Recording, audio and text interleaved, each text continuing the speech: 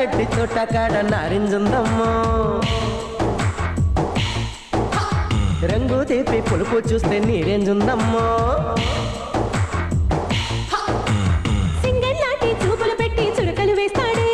చీరారేక కలవని చోట సర్వే చేస్తాడే చిలిపిగ చినుకై చెంతకొస్తా గడుసుగ తాకి వణుకులేస్తా నీ చూపు సోకిందంటే పచ్చగడ్డి పగ్గిరు నీ చెయ్యి తాకిందంటే ఏమైపోతారు